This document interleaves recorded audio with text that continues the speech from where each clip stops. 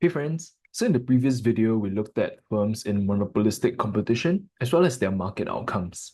And in this video, let's compare the monopolistic competition market structure to perfect competition and monopoly market structures. So comparing perfect competition and monopolistic competition, let's look at some of the similarities and differences between both market structures. Firstly, in terms of similarities, we see that monopolistic competition and perfect competition firms enjoy three similarities. Firstly, both market structures have a large number of firms. Next, they also have low barriers of entry into the market. And lastly, this translates to abnormal profit or loss in the short run, followed by consistently normal profits in the long run. In terms of differences, there are four key differences to take note of in terms of market power, allocative efficiency, product variety, as well as economies of scale.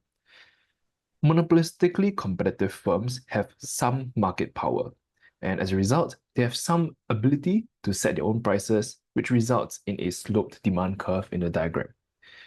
In contrast, perfect competition have no market power, and this means that all of the firms under this model are price takers, and therefore the demand curve is horizontal. In terms of allocative efficiency, as we've discussed in previous videos, firms in the monopolistic competition model do not enjoy allocative efficiency, while firms under the perfect competition model experience allocative efficiency.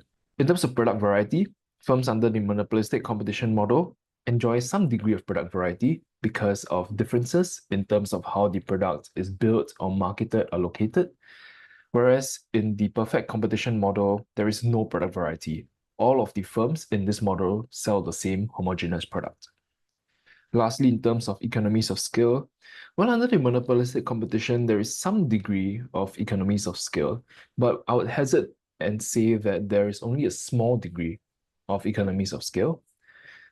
But this is slightly better than the perfect competition model where there is no economies of scale at all. And now moving on to compare between the monopolistic competition and monopoly, there are slightly more differences across both market structures. In terms of the similarities before that though, we only have one key similarity, which is there is no allocative efficiencies between both market structures, and therefore this is some degree of market failure. Now, moving on to the differences, there are about 8 or 9 key differences. Firstly, in terms of the number of producers, monopolistic competition has significantly more producers than a monopoly because a monopoly consists of solely a single firm. In terms of size of firms, well, monopolies have only one firm, so this firm is quite large.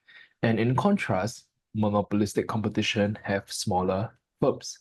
In terms of barriers to entry, monopolistic competition have low barriers to entry, and this explains why competitors can enter and leave the market, especially in the long run. But in contrast, monopolies have high barriers to entry through ways such as branding, aggressive tactics, economies of scale, etc. So translating this into profits, well, monopolistic competition has abnormal profits in the short run and normal profits in the long run. Whereas under the monopoly model, well, monopolies enjoy abnormal profits all the time. In terms of competition, monopolistically competitive firms have a high degree of competition, while monopolies have a low degree of competition. We've covered the market power bit, so I wouldn't explain too much. Moving on to R&D, well, monopolistically competitive firms can potentially enjoy some degree of R&D, especially if they want to differentiate their product from other competitors in the same industry. Monopolies can possibly experience or invest in significant R&D, provided they actually go about doing it. Because they have the ability and the capital to do so, they also have the know-how and the technical expertise to do so. But the reason as to why I say they could possibly do it is because there is less of an incentive to innovate because they are the single firm in the entire market. Translating this into product variety and economies of scale, monopolistic competition have small economies of scale because they are of a smaller size, and this is of course the contrast to a monopoly. And lastly, in terms of product variety, monopolies can have some large product variety because of what they're selling to meet the needs of the entire market. But a monopolistic competition model and firms in this particular model have a larger product variety than a monopoly, given their need to innovate and compete against other similar firms in this same industry. So this video just simply covered an evaluation between monopolistic competition as well as monopoly, as well as perfect competition. I've mainly touched on the theory, but one key point I really wanted to drive is to talk about differences in terms of the examples, or if in the context of paper 2, through information from the text. All of these are quite simple to understand, as you can imagine, but what differentiates your ability and your grades from another student's would be your ability to translate all of these theory into the actual contextual information, either curated from your own real life examples or from the information in the text for paper 2.